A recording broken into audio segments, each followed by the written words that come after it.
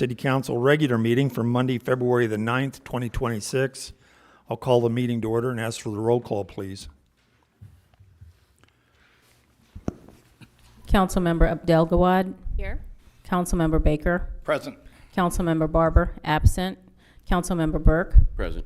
Councilmember Circo. Present. Councilmember Ingert. Present. Councilmember Holman. Present. Councilmember Mills. Present. Mayor Turnbow. Present. We have a quorum. Would you please rise and join me in the Pledge of Allegiance? I pledge allegiance to the flag of the United States of America and to the republic for which it stands, one nation, under God, indivisible, with liberty and justice for all.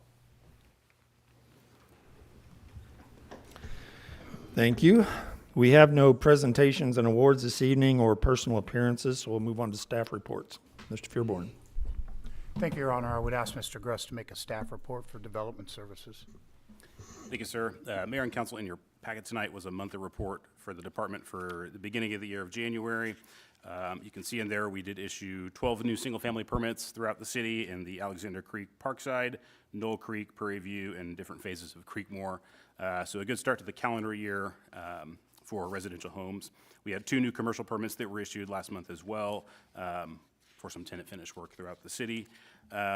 Building 5 at the Raymore Commerce Center, which is the new home of Church and Dwight. Last month, they also got the tenant there got their certificate of occupancy to keep moving forward towards opening there. So they're getting close to finishing up that project on their end.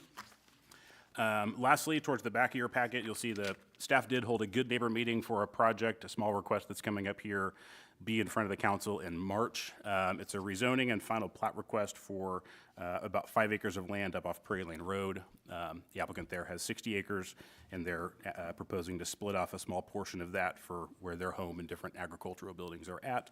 To accomplish that, they're required to rezone based on the size of that property. So the Planning and Zoning Commission will review that here towards the end of February, and that will be in front of you all in March. That will conclude my staff report, unless there are any questions. Thank you, Mr. Gress. Anyone have any questions of Mr. Gress? Hearing none. Mr. Fearborn. Thank you, Mr. Gruss. I would ask Chief Wilson to make a report for the Police Department. Good evening, Mayor and Council. In your packet, you'll find my report.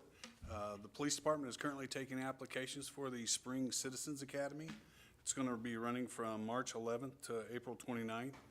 Times changed back to the original time of 6 p.m. and it should normally end around 8. There's a couple classes, one where I'm instructing and a couple others that might run a little over to about 8:30, 9 o'clock. Some of the topics that we're going to be discussing is city ordinances, communications department, Missouri Criminal Code, patrol tactics, records, animal control, a couple others. Basic requirements to live or work in Raymore, be at least 18 years of age and no criminal history. If anyone wants to join the group that's going to be this spring, you can get an application by calling my community outreach officer, Parker Pruitt, or email him at ppruitt@raymore.com. You can find additional information online at the Raymore PD's website. And that's my report for this evening. Okay. Thank you, Chief. Anyone have any questions of the Chief? Okay. Hearing none. Mr. Fearborn, back to you. Thank you, Chief. I would ask Ms. Lee to make the Economic Development 2025 annual report.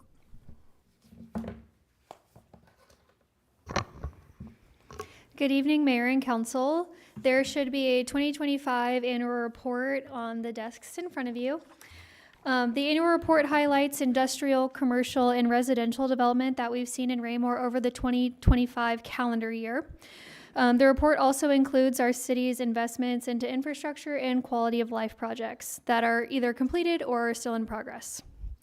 A few big key highlights from the report are in 2025, newly announced its expansion, multiple new businesses opened their doors in our community, and over 160 residential permits were issued.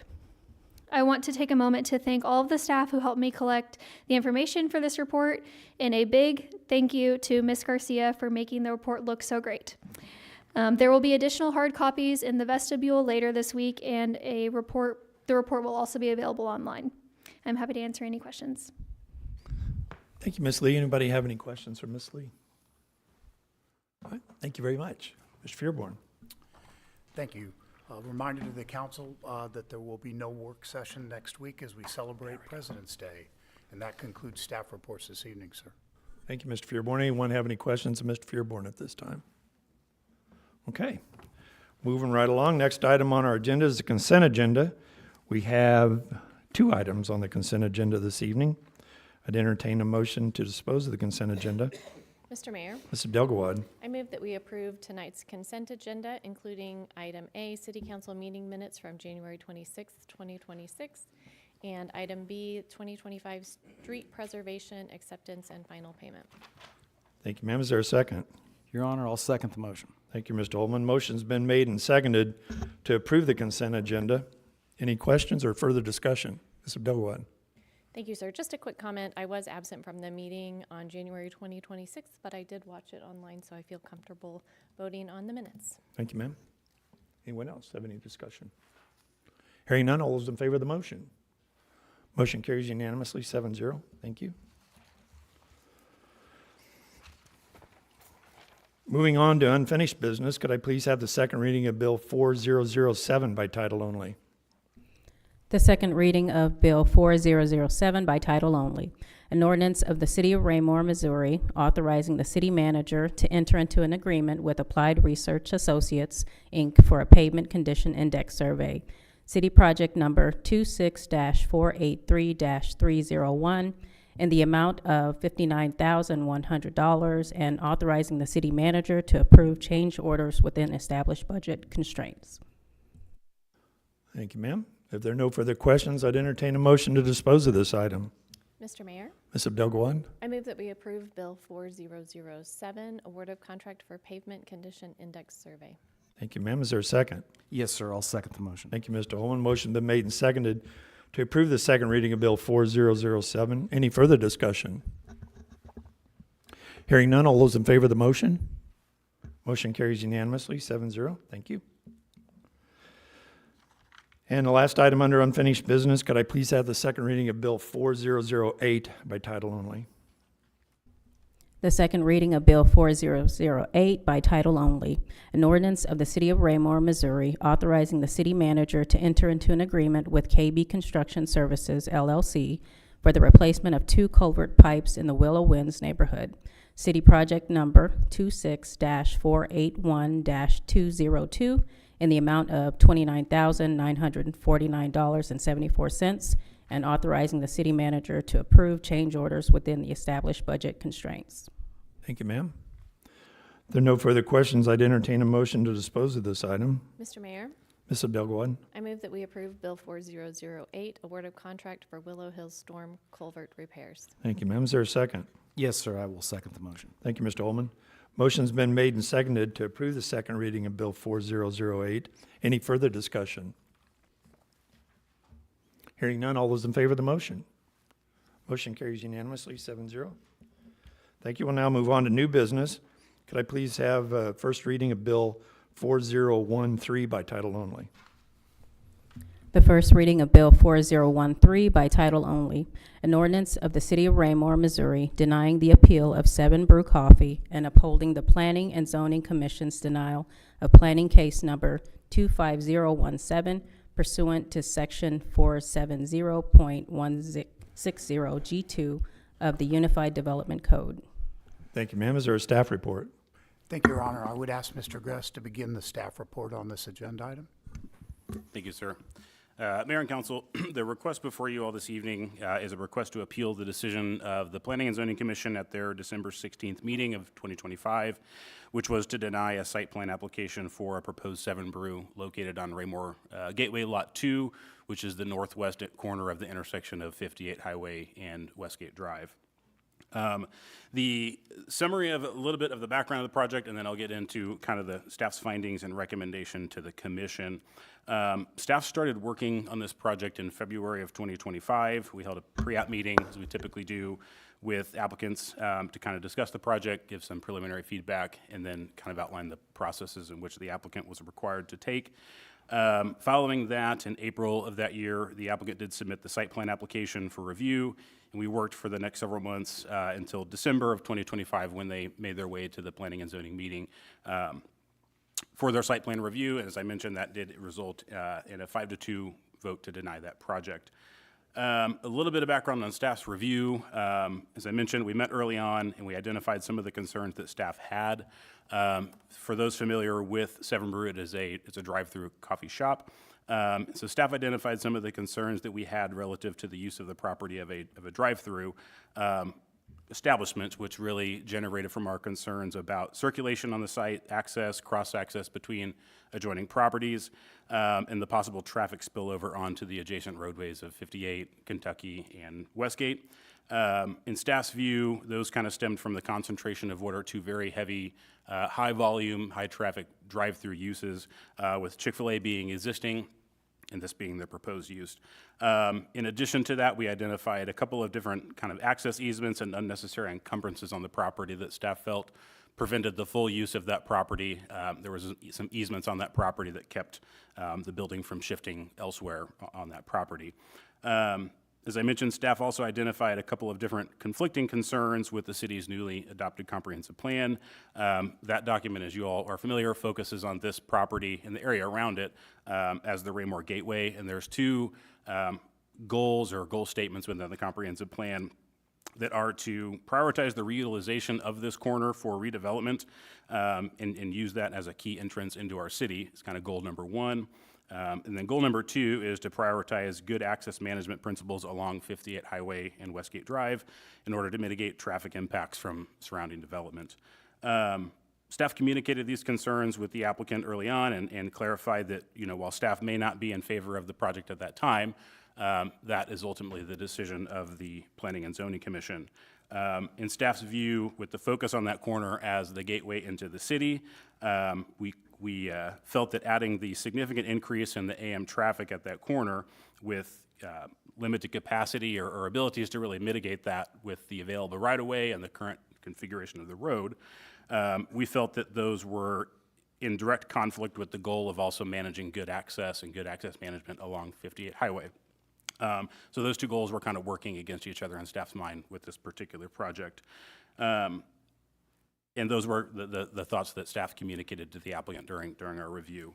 In our kind of formulation of the staff report, in the Unified Development Code under Chapter 470.160E, staff is directed to compile what the findings of fact are for the project, taking into account all facts about the project, and it provides that in order to be approved, the Planning or Zoning Commission must find that the following 11 conditions are met, and those 11 conditions are the findings of fact that staff has presented to the Commission.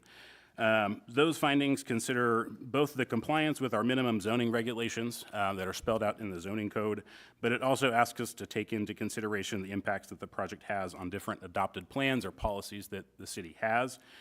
In this case, those being our comprehensive plan, the redevelopment plan and blight study that the city adopted here a few years ago, 4 years ago for that project, our traffic plans, our traffic studies that the city has conducted over the past several years.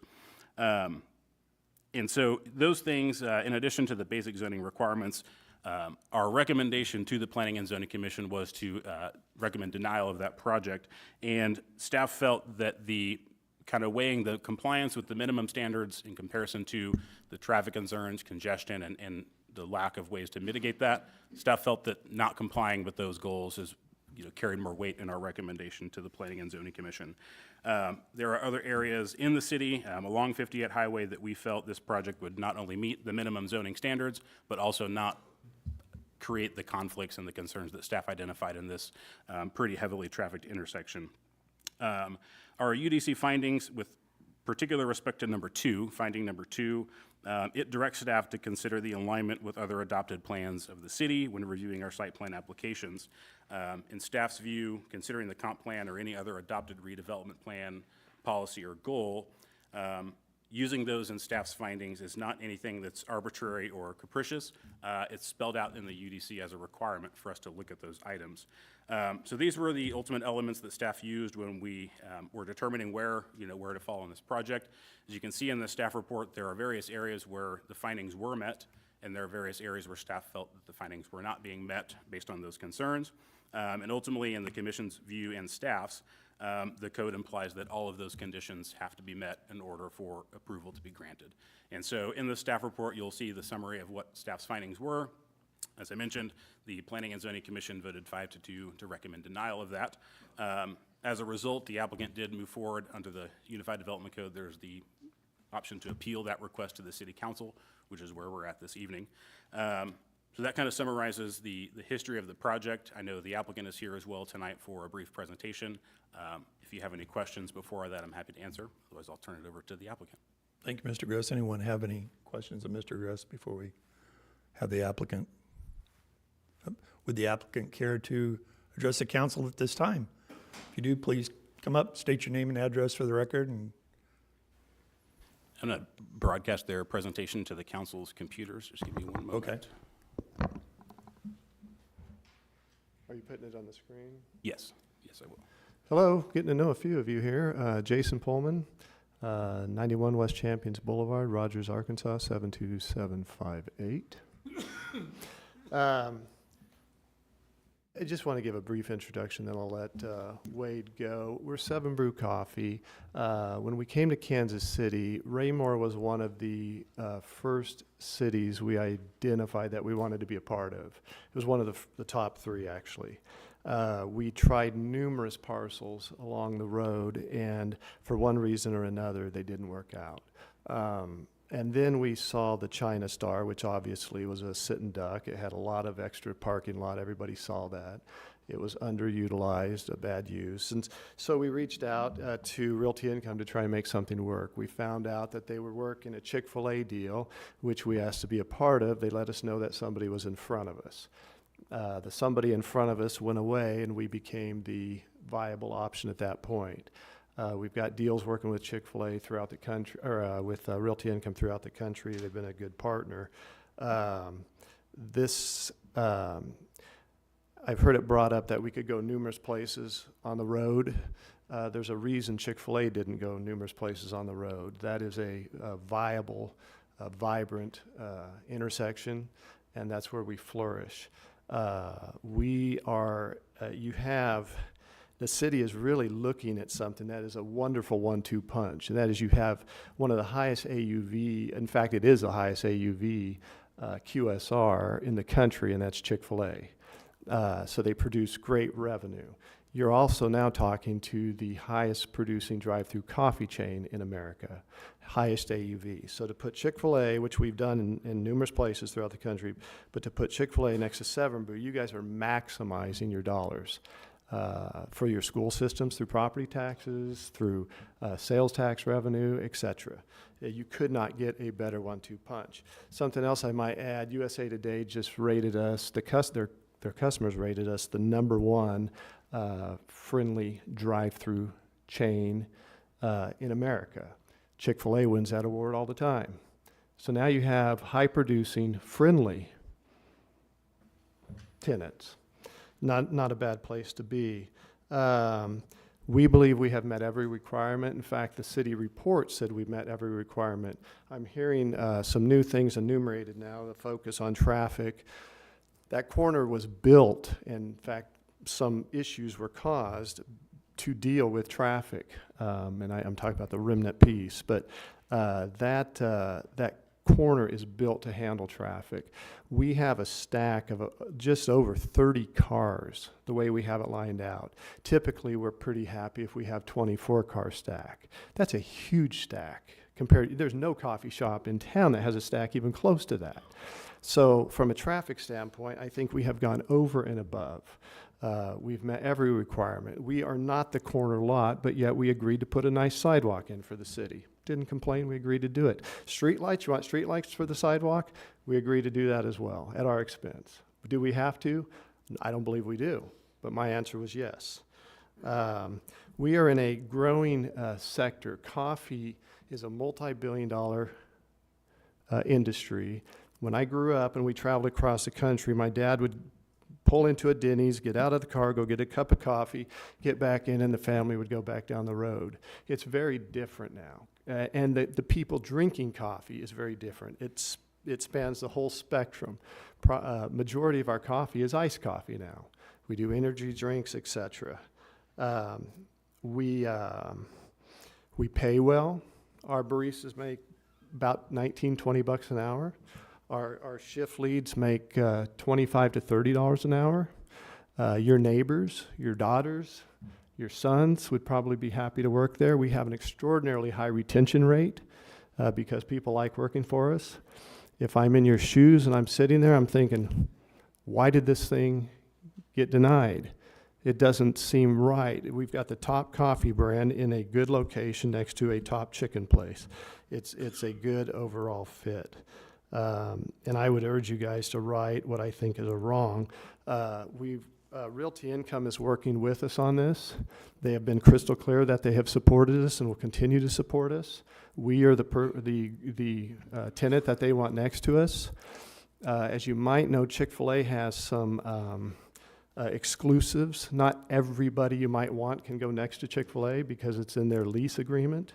Whoever goes there cannot use Chick-fil-A's parking. They can't have cross parking, shared parking. That could reduce.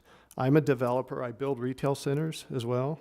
The most you're going to get on that lot maybe is a 1 to 3 tenant building. As you well know, developers have a tendency to overbuild, and the reason they do that, they're trying to create as much revenue as they possibly can on a piece of ground. We have right here in Raymore good examples of overbuilt strip centers where you cannot circulate the whole center, where when you try to get out the way you want to go, you find out you can't. And you all know exactly what I'm talking about. And so we can say, well, we would like to have a multi-tenant building there. In the letter you guys, I think, were supplied, Realty Income does not do that. They're a big company. They have 10,000 pieces of property across the country. They're pretty sure of what they do want to do and don't want to do. They want single-tenant net properties with national tenants. And we feel honored that they want us on the piece. Not everyone would qualify for it. So it's easy to say, well, we'd like to have this or that, which, by the way, with due respect, is not your job to pick winners or losers. That would be done through zoning and other mechanisms. We believe we have use by right. We believe we have checked all the boxes. The city has told us we checked all the boxes. Now, I'm hearing a lot about traffic now. We can talk about traffic if we need to, but I think I've identified that. We have a good signal. We have tons of stack. Chick-fil-A likes us. They want us there. We're a good tenant. There's no reasonable reason to deny our requests, and so I respectfully ask that you guys vote yes. My understanding is that you have an administrative role, not a legislative role. The administrative role would consist of, did they check the boxes? The answer is yes, we did. Did we check the wish list? Maybe not. But I'm here to tell you that wish list may never happen for the reasons I've enumerated. So I would ask that you guys write this. It's gone too far. We'd love to be a part of your community and serve you coffee and give your kids jobs. Okay, and now with that, I'm going to get out of the way and let Wade in here.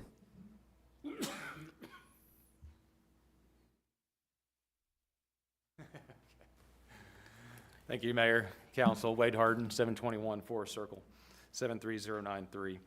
I'll just run through things. I don't want to belabor anything, but I believe we had presented a letter from David Waters with Spencer Fain to the mayor as well as to city staff on February 4th, really outlining kind of our take on the actions. And if you haven't read that, I'd request that you take a minute to read that before you vote this evening. But again, it's our belief, and I think it's clear that even staff, if you go back through staff in the minutes in the staff report, that we meet all the requirements of the UDC Section 470, 160. The setback requirements, we exceed the stacking requirements, the off-street parking requirements. The building design meets the requirements. We exceed, again, the landscape requirements. We're doing off-site improvements that Jason mentioned we had agreed to. We had, last meeting, there was discussion of site access and circulation.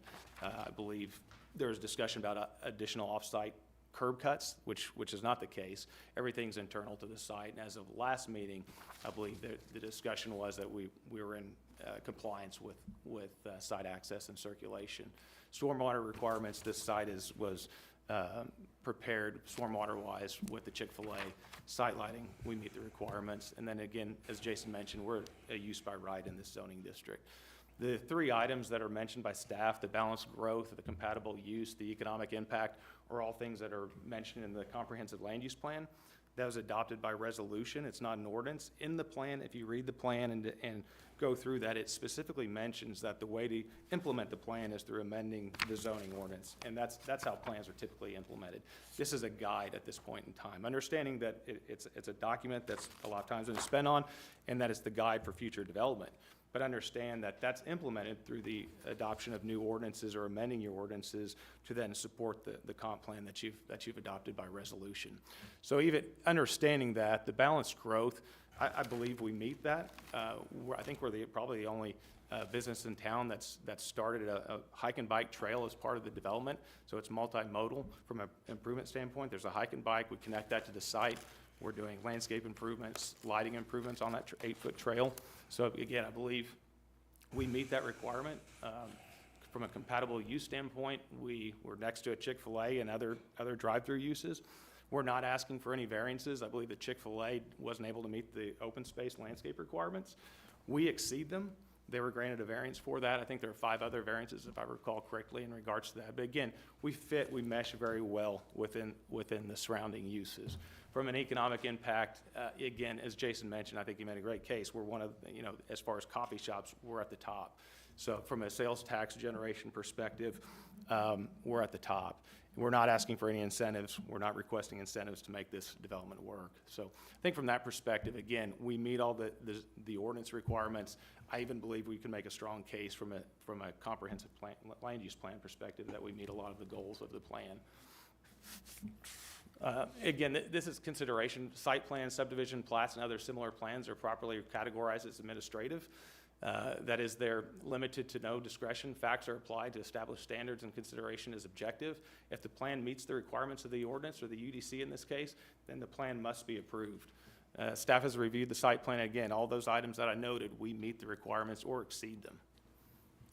Again, this is just, I think it's in the letter again that was provided to you, just excerpts of the staff report and discussion at the Planning and Zoning Commission meeting in December from staff.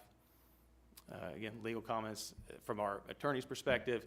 Staff and then the Planning Commission recommended denial based on what appeared to be vague and arbitrary feelings about long-range goals under the city's comprehensive plan, or what developments they seem to wish would have applied for this site plan.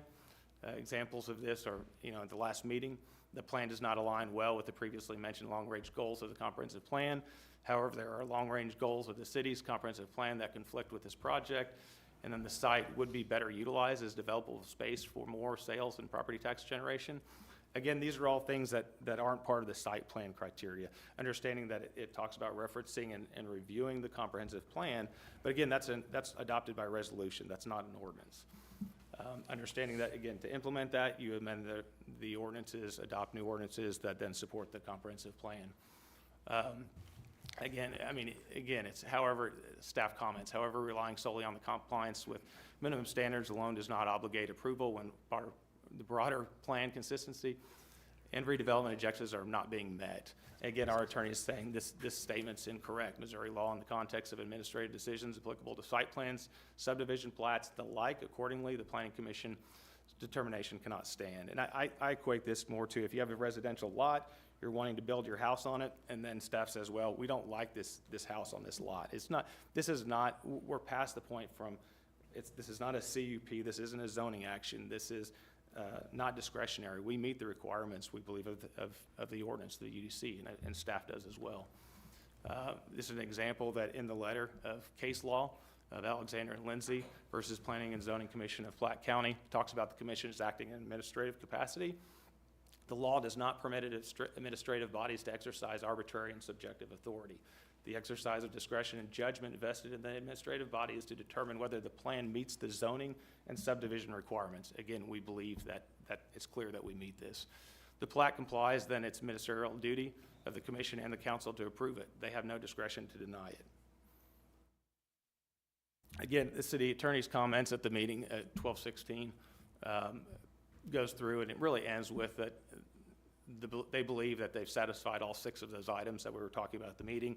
If they do so, that would make it an obligatory or not an obligatory. That's probably not right. That would decrease your legislative discretion for it, is, I believe, is a quote.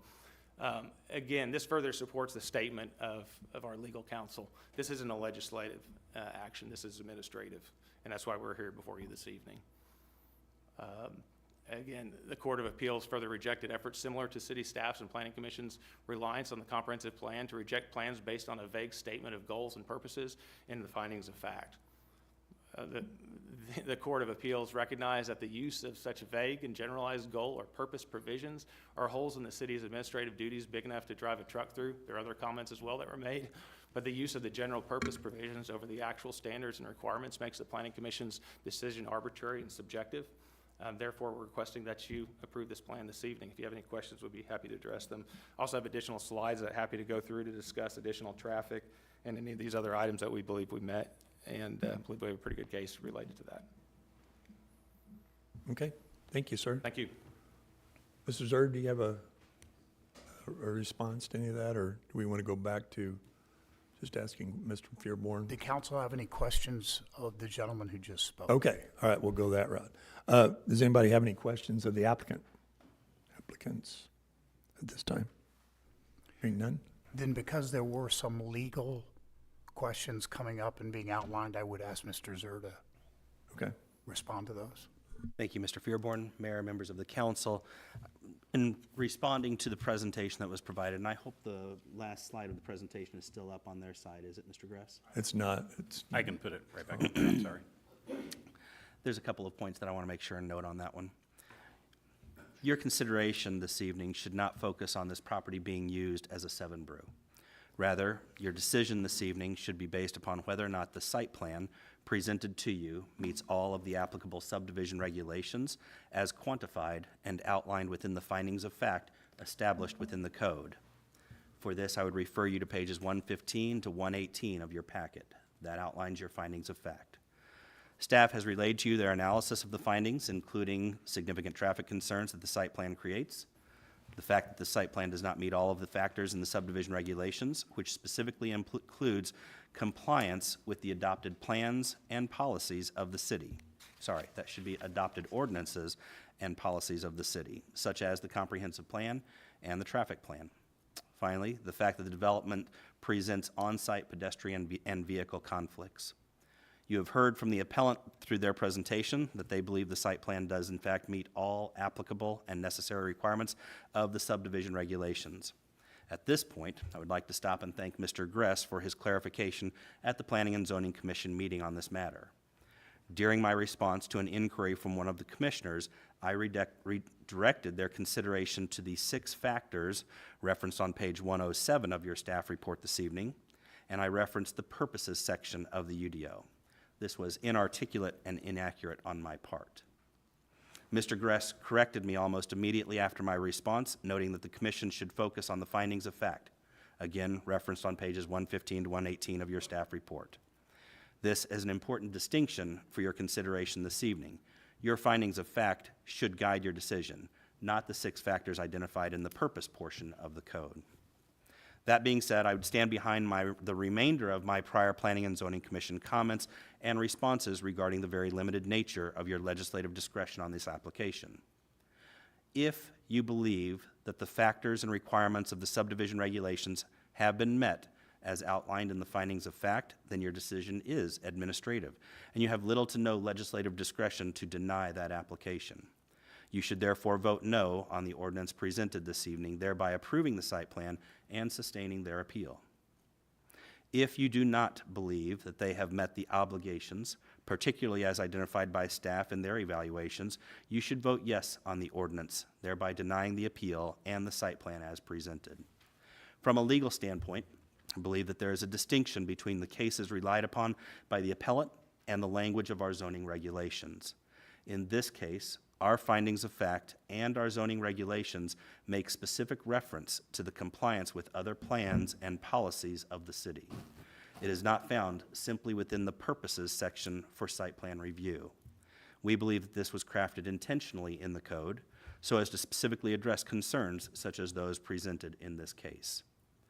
Our comprehensive plan is an important document and a guide in development decisions. Staff is relying upon the plans, not just the feelings as referenced by the appellant. To be crystal clear this evening, a yes vote on the ordinance rejects the appeal and the site plan. A no vote approves the appeal and lets them proceed with development pursuant to the site plan as presented. If the council is interested in asking specific questions about the legal analysis, potential liabilities and arguments, I'm happy to discuss them further in executive session. I'm also happy to answer any questions you might have this evening, and I am complete. Okay, thank you, Mr. Zur. Anybody have any questions of Mr. Zur at this time? Mr. Fearborn? That concludes staff report on this agenda item, sir. Okay, does anybody have any questions now for either staff or the applicant or our attorney at this time before we move forward? Mr. Dougawad? Thank you, sir. So several times people have mentioned those findings of fact, but as they were being discussed recently by the attorney, we were not able to see them because of the presentation. I know we don't have multiple screens up here. So David, would you review those and the reasons why staff doesn't feel like this plan aligns with, based on the finding of facts? Thank you. It would have just been easier if we could see it all at the Yeah, same time. and if you'd like, I can broadcast them, or I can, like I said, I can read. Very well. So as I mentioned, there's 11 findings that are outlined in the code, and I'll start with the ones that staff felt were not met, if that helps. As you know, finding number 1 and 2 are really the major ones that are kind of in conflict here. And number 2 is where the first finding talks about the minimum requirements or applicable standards of this code and all of their ordinances and policies. So that's the minimum standards that the UDC outlines for site development projects: parking, setbacks, landscaping requirements, site lighting, those types of things. And in staff's findings, you'll see several references to the fact that those minimum standards, most of those have been checked. The applicant mentioned that this evening. Finding number 2, the second one, is what asks staffs to consider the minimum requirements are here. The next step is looking at the other adopted plans by the city. And admittedly, that changes by site. There's different sites that have other redevelopment plans and some that don't. More consistent plans would be the comprehensive plan, our future land use plan, traffic plans of the city. This site in particular, as I mentioned, the city conducted a blight study and a redevelopment plan before the previous building on the property was demolished. And so in that finding number 2 is where the conflict arises in staff's review in identifying the conflict with a lot of those long-range goals. The redevelopment plan for this was to kind of split the property into 2 different parcels. We've accomplished that. It really comes down to the use of the property being strictly a drive-through use. It's a very prime corner that has a lot of potential. We see that, the applicant sees that. It's the gateway into the city. Staff's major concern there is just the type of use and the intensity that type of drive-through use really creates in our city at a very highly trafficked intersection. Staff, as well as the council and our commissioners, we hear complaints about traffic daily along 58 Highway. With respect to 58 Highway in Dean or 58 Highway in Westgate, this stretch of 58 is a pinch point in a lot of ways for residents and staff and folks in our city. So that findings number 1 and number 2 are where we identified the conflicting goals of the minimum requirements outlined in the UDC and the other goals of different plans and projects that the city has in place. In addition, number 4, it talks about ingress and egress to and from the site, ensuring that circulation within the site provides for safe, efficient, convenient movement, not only within the site, but also onto adjacent roadways. So when you talk about traffic, again, this is where a lot of our concerns come up with the possibility that it is a very intense use, but also at very intense points of the day. In the morning typically is when people are grabbing coffee. It's when 58 Highway is already pretty heavily congested with people leaving town. So the circulation on the site, it's set up to get cars through the drive-through, at the window to pick up your drink and back onto the road. And so in staff's review, that type of constant traffic and flow in and out of the site is where our concerns are kind of rooted in the concern about the traffic impacts of this major intersection and corridor along 58 Highway. As I mentioned, in other places in the staff report, the use right next door, it's a very high-trafficked, high-volume use as well, Chick-fil-A. And so the challenge that staff had is if you look at the way the infrastructure was designed, those roads were built when this particular property was a singular lot with a fairly low-volume use previously in its former life, and so there really wasn't a lot of traffic coming in and out of this particular property. So comparing the capacity of that area, kind of relating it to what uses used to be there, one of the other major concerns that we've identified is you're trying to put two very high intense traffic uses on a property at an intersection where there was one very low volume use previously. And so that's another reason that staff has identified the possible issues with the conflicts of traffic. The finding of fact number 5, it talks about the safe and efficient movement for pedestrians on the site. As they mentioned, they are proposing a hike and bike trail along Westgate. It's a city requirement for the trail that will eventually go north and south along Westgate Drive. They also have some pedestrian ways within the site. Staff's concern as it relates to that would be you have, again, significant drive-through traffic coming in and out of the site, circling around the building and potentially through the shared drive there with Chick-fil-A. Kind of the introduction of pedestrians or people walking and going from that was a conflict that staff identified between automobile traffic and pedestrian traffic. Those would be the two major ones that staff identified as reasons that we felt the findings were not being met. I can go through any of the other ones if you would like, but those are the major ones. Anybody else have any questions? If there are no further questions of the applicant or staff, or, yes. Yes, Mr. Circo. Thank you, Mr. Mayor. I appreciate it. When I listen, my concern is the traffic. And I'll tell you about the traffic. Now that we developed the road, Westgate and stuff, what we did, Kentucky's not going to be a real road we can use. Everything's going to come out of both entities. They're going to go, majority of them going to go right to the light to get back to 58 because there's no way to circle around on Kentucky to come back. And we've talked for a while about making sure Kentucky north goes west, 58 west goes north. We're trying to eliminate and get that because of traffic. So now I'm looking at, wow, you talk about how much traffic you'll have from Seven Brew, along with that coming out.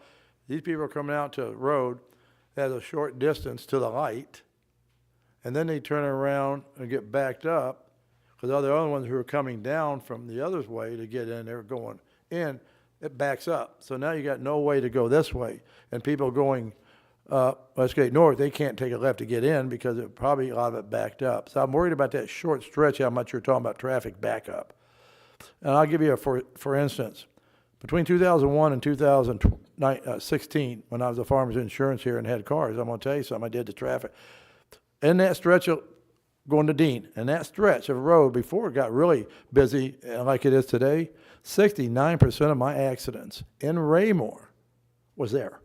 Always there. I mean, I'd go up many times, have to take pictures of my customers call me, got a wreck. It's always in there, and that was back then. Now with many more people, cars coming through there, that was my concern, just how that will congest, back up, and people will be backing up back to the light, trying to go right to get there to get to the left, or coming the other way, and to get on that light, we'd have to really reconstruct the light to last a lot longer for the people coming off Westgate than 58, because otherwise it'd be constantly backed up in the mornings or the evenings when they do their most business. So that is my major concern too. After knowing all that stats from years ago, still today, and as busy as that is, that makes me nervous all the time. I see a lot of people doing a lot of crazy things there, left, rights, when they shouldn't be, and that just gets worse, especially if it's all clogged up with that light at Westgate. I can see it could be a lot of turmoil to myself. That's what I worry about. Okay, we're kind of in the question phase here, so, but for staff or any other entities. If there are none, I'd entertain a motion to dispose of this item.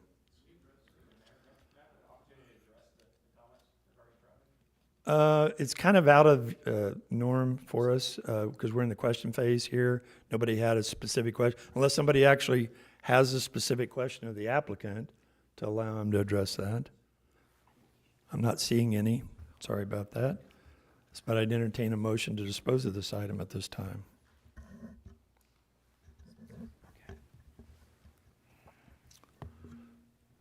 Anything else from staff? Okay. All right. Anyone? Mr. Mayor, I move that we approve Bill 4013, denying the appeal of the site plan of the applicant, Seven Brew Coffee. Thank you, ma'am. Is there a second? I'll second the motion, sir. Thank you, Mr. Holman. So the motion is to approve Bill 4013, which is denial of appeal for the site plan application. Any further discussion? Mr. Baker? Could we have Mr. Zerg just go through the parameters of voting yes and no in relation to this once again? Thank you, Councilman. Happy to do so. A yes vote on the ordinance rejects the appeal and the site plan that's been presented to you. It will support the ordinance. A no vote approves the appeal and lets them proceed with development pursuant to the site plan as presented. Okay. We're in the discussion phase. Anybody else have anything under discussion? It's Mr. Burke. Thank you, Mr. Mayor. I'm going to ask this question of staff, and Mr. Gress may need help with this. I'm not sure how long ago this was. What year did we change it so there was no ingress, egress to the China Star in that corner on the south side of the building?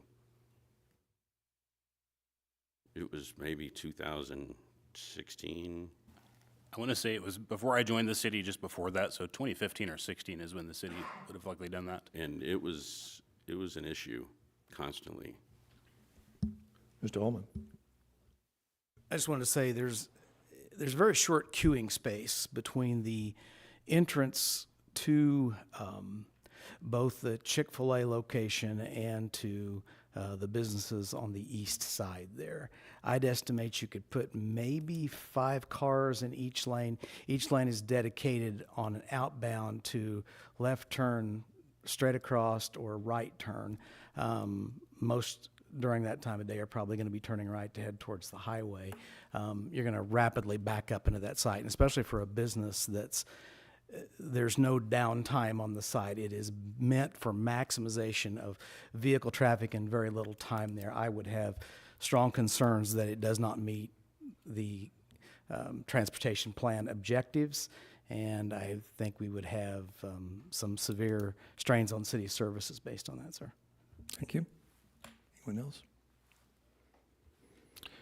Hearing none, I'm going to do a roll call vote tonight on this particular item. Ms. Abdelgawan, did you have something else? Yeah, sorry, a little slow. I'm feeling a little conflicted on this, just because it would be amazing to have Seven Brew in Raymore, but I also 100% see the traffic concerns there. I don't think you can deny that. So just sharing that. We would love to have Seven Brew here, but traffic is going to be a problem. Okay. Now I'll call for the vote, please, as a roll call vote. Councilmember Abdelgawad, Yes? Councilmember Baker, No. Councilmember Barber absent, Councilmember Burke, Yes. Councilmember Circo, Yes. Councilmember Ingert, Yes. Councilmember Holman, Yes. Councilmember Mills. No. The motion carries 5 yes, 2 no. Now move on to item B. Could I please have the first reading of Bill 4012 by title only? The first reading of Bill 4012 by title only.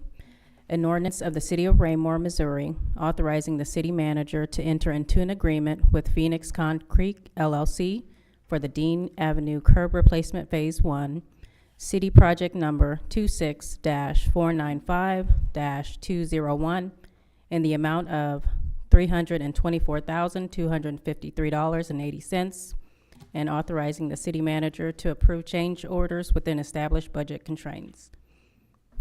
Thank you, ma'am. Is there a staff report? Thank you, sir. I would ask Mr. Salisbury to make a staff report on this agenda item. Thank you, Mr. Fearborn. Mayor, members of the council, tonight before you is the award of contract for the Dean Avenue curb replacement Phase 1. This project will replace about 8,000 feet of curb down Dean Avenue from Hickory Leaf to the Lucy Webb roundabout where it's deteriorating. This will also include a short section on Lucy Webb just off the roundabout to get that cleaned up as well. The city received 5 bids. Phoenix Concrete was the lowest and best bidder. They have worked with us on the Ward Road project. They did all the trail work out there. So we feel confident in them, and staff recommends award of the contract to Phoenix Concrete in the amount of $324,253.80. That concludes my staff report, and I am happy to answer any questions. Thank you, sir. Any questions of Mr. Salisbury? There are none. I'd entertain a motion to dispose of this item. Mr. Mayor, Ms. Abdel-Gawad? I move that we approve Bill 4012, award of contract for Dean Avenue curb replacement Phase 1. Thank you, ma'am. Is there a second? I'll second the motion, sir. Thank you, Mr. Holman. Motion's been made and seconded to approve the first reading of Bill 4012. Any further discussion? Hearing none, all those in favor of the motion? Motion carries unanimously, 7-0. Thank you. Could I please have the first reading of Bill 4014 by title only? The first reading of Bill 4014 by title only. An ordinance of the City of Raymore, Missouri, approving and authorizing a contract with Wilson and Company in the amount of $18,200 to provide engineering design services for electrical system upgrades at the Recreation Park Baseball Complex. Thank you, ma'am. Is there a staff report? Thank you, sir. I would ask Mr. Musteen to make a staff report on this agenda item. Thank you, sir. Mayor, members of the council, tonight before you is an award of contract to Wilson and Company for stamped engineering plans for the lights at Recreation Park for the 4 major of the 4 large fields and the concession stand. The useful life of the current system is around 20 years, and we're pushing about 25 years right now. So we know that we're coming to the end of that. We do see significant repairs and improvements once a year, every other year. And each time that happens, we do make those repairs, but we're warned that the system's coming to a close. So this last time that we had a repair, the recommendation was to go ahead and provide or secure the stamped engineering plans that provide a plan of how to utilize the poles and the lights themselves, but redesign the wiring and the infrastructure that also improves the power at the concession stand. This does include cooperation with Evergy, as the panels there are 25 years old, they're outdated. So really this is just kind of a plan to make a plan, and we have a budget for this. We did come in under budget in terms of this particular one for $18,200. So this will provide us with the stamped engineered plan with a cost estimate of how we move forward and plan for a capital project, which we know will be a significant project for the park board. Mr. Marquez is here representing Wilson and Company tonight, and the park board did review this and approve this unanimously, and it's before you this evening. I'm happy to answer any questions. Thank you. Thank you, Nate. Anybody have any questions of Mr. Musteen? Yes, Mr. Baker. Thank you, Mr. Mayor. Just kind of a one-off question. When we installed the scoreboards out there, we did have some electrical work with those, right? Would this tie into powering the scoreboards as well, or that circuit, or? It's an excellent question. The scoreboards, for the most part, were tied into the new system that was put in 2018. The 2 smaller ball fields are brand new lights, and when those came in, we had to provide a new transfer junction box in there. So most of the scoreboards are routed through that newer unit. I believe one off field 9 is the farthest away that does tie into the current system there, so it'll be addressed when we break into that. Okay. Anyone else? No. Thank you, sir. With no further questions, I'd entertain a motion to dispose of this item. Mr. Mayor, Mr. Belgwad. I move that we approve Bill 4014, award of contract for Recreation Park baseball light plans. Thank you, ma'am. Is there a second? Yes, sir, I will second the motion. Thank you, Mr. Holman. Motion's been made and seconded to approve the first reading of Bill 4014. Any further discussion? Hearing none, all's in favor of the motion. Motion carries unanimously, 7-0. Thank you.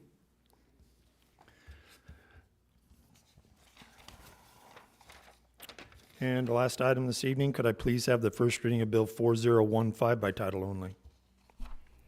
The first reading of Bill 4015 by title only. An ordinance of the City of Raymore, Missouri, approving and authorizing a contract with SB Wyatt Contracting Incorporated in the total amount of $34,800 for the demolition and removal of structures located at 204 South Adams Street and 317 North Jackson Street. Thank you, ma'am. Is there a staff report? Thank you, sir. I would ask Mr. Mustine to make a staff report on this agenda item. Thanks, sir. Mayor, members of the council, here again in front of you. This particular contract is an award of contract to SB Wyatt Contracting. This is the demolition of two different structures on city-owned property. First would be the park at 204 South Adams. If the council will remember, it's the expansion property across the street from the spray ground. There's a white dwelling unit there. That part of the expansion project is to remove that. So this particular part of the contract has been approved by the park board for expenditure of park funds to remove that house, regrade, and just set that as a mobile grass area until future plans and we expand that park. Second portion of this contract is the same scenario. This is on city-owned property at 317 North Jackson. This is the property behind the post office. There's an old barn or a warehouse, whatever you might want to call it. It's pretty well worn down. We know that it needs to come down. It does cause a lot of problems. So we bid this out to remove that particular structure. One of the things we did was we created an alternate bid that left the steel framework and the concrete flooring in there. Depending on how the bids come out, if they're favorable to the city, we would retain that steel structure and the concrete. For a future improvement, we can always add on and then build a barn utilizing that structure. The alternate bid did come out in our favor with a credit of $2,500 towards the overall base bid. We received 7 bids for this particular, 6 proposals, I'm sorry. SB Wyatt was the lowest, most responsive. There are two, just to clarify, there are 2 funding sources, one through the park fund, which the park board has approved, and then the other through general coffers of the city, which is before you tonight. And I'm happy to answer any questions. And with that, that concludes my staff report. Thank you, Nathan. Anybody have any questions about these projects? Okay, thank you, sir. If there are no further questions, I'd entertain a motion to dispose of this item. Mr. Mayor, Mr. Belgewad. I move that we approve Bill 4015, award of contract for the demolition of structures at 204 South Adams Street and 317 North Jackson Street. Thank you, ma'am. Is there a second? I'll second the motion, sir. Thank you, Mr. Holman. Motion's been made and seconded to approve the first reading of Bill 4015. Any further discussion? Hearing none, all those in favor of the motion? Motion carries unanimously, 7-0. Thank you. That concludes official business this evening. We'll now move on to public comments. If anyone from the public would care to address the council at this time, please step forward, state your name and address for the record, and keep your comments to 5 minutes or less. Good evening, Mayor and council members. Pam Hatcher, 1403 North Madison, Raymore 64083. I'm here to talk to you all tonight about concerns as a business owner within the city and where the city council is wanting to go forward on some code changes with the anti-monotony standards. We are in desperate need. For those of you who do not know, I own Integrity Group Real Estate and I'm a real estate broker. I do commercial and residential. We are in desperate need of affordable housing. Affordable housing not meaning vouchers, meaning someone could actually purchase a home, whether that is our current constituents and taxpayers who have lived here all their life and they're wanting to downsize because they can't do the steps anymore. We need 3-bedroom, 2-bath, 2-car garage, even on a slab, which I have had 22 acres in the middle of Raymore listed for sale. It was Mr. Nelson's farm. He sold out most of it except for the 22 acres.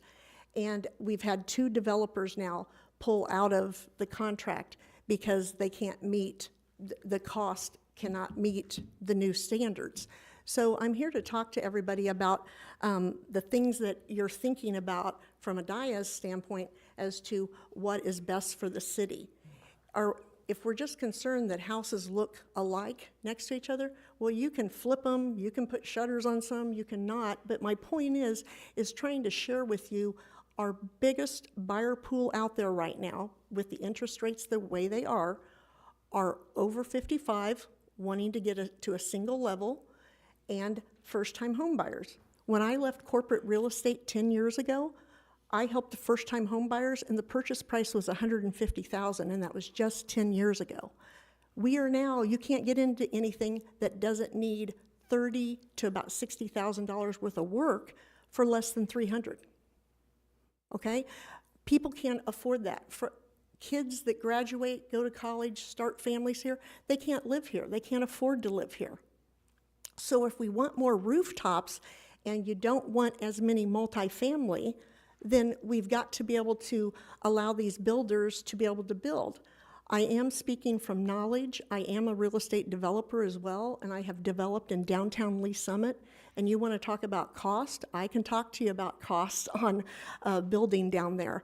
So when I look at what we could possibly provide between 60 to 66 homes for our current taxpayers or those coming back to live here near their family, we need to try to come up with something, because not everybody can afford to live in Creekmore. Not everyone can afford the monthly payment at Foxwood Springs. Something similar is Morning View. Morning View is a very hot commodity. They're usually 3-2s with 2-car garage, and they sell like that because of the need and the supply and demand, and we simply don't have the supply here. So I would just like to share with you some concerns about what the anti-monotony standards are being developed that you have asked staff to work on, and how many people are looking at them and what needs to be done. Same with landscaping. People who are downsizing don't want to landscape in 10 to 20 years. The roots damage the foundation. So don't tell people to put a tree right there on the corner of the house, because then they're going to have about $50,000 worth of damage later. So just some thoughts and concerns that I have with wanting our city to move forward, being able to allow our daughters and sons and nieces and nephews, as well as parents, be able to stay in our community. We need to provide them more options. Thank you. Thank you, Pam. Is there anyone else in the audience that cares to address the council at this time? Seeing none, I'll close the public comments section of our agenda and move on to mayor-council communication. Mr. Ingert, I'll start with you this evening, sir. We'll make this quick. I don't have anything to say this evening. All right, thank you, sir. Mr. Ullman. Kudos, I don't have anything additional, sir. All right. Mr. Burke. I just have one thing. My wife would want me to say congratulations to No's reopening. Thank you. Mr. Mills. I have nothing to add, sir. Thank All you. right, thank you. Mr. Delgado. Thank you, sir. Just a couple of things. Thanks, Pam, for your input on the anti-monotony standards. I hope we're all taking notes. That's good input. Thank you. And then the other thing I want to say, just really quickly, a lot of times people don't realize the tough decisions we have to make up here, how sometimes we feel very conflicted about the decisions that we have to make up here. And tonight, for me, was one of those. I mean, there have been harder things, of course, but it was a tough decision tonight. And just wrapping it up, I hope 7 Brew will consider another location here in Raymore. Thank you. I would echo that. Thank you. Mr. Circo. Thank you, Mr. Mayor. Yeah, I have a lot of stuff here. Not really. I have nothing to say. Good. Thank you, sir. Mr. Baker. I do not have anything either. I have a basketball game to get to at 8 o'clock. The number 1 Arizona's playing KU. Oh, okay. Basketball Universe in Lawrence tonight. Fair enough. Well, we'll try to keep the executive session short. So we do have reason to move into executive session, so I'd entertain a motion to do so. Ms. Abdel-Gawad. Sorry, Mike didn't come on. I move that we move into executive session for this evening to discuss personnel matters. Thank you, ma'am. Is there a second? Yes, sir, I'll second the motion. Thank you, sir. The motion's been made and seconded to move into executive session. Could I have the roll call, please? Councilmember Abdel-Gawad. Yes. Councilmember Baker. Yes. Councilmember Barber. Absent Councilmember Burke. Yes. Councilmember Circo. Yes. Councilmember Ingert. Yes, yes. Councilmember Holman. Yes. Councilmember Mills. Yes. Okay, we'll now move into executive session. Upon our adjournment from there, we'll come back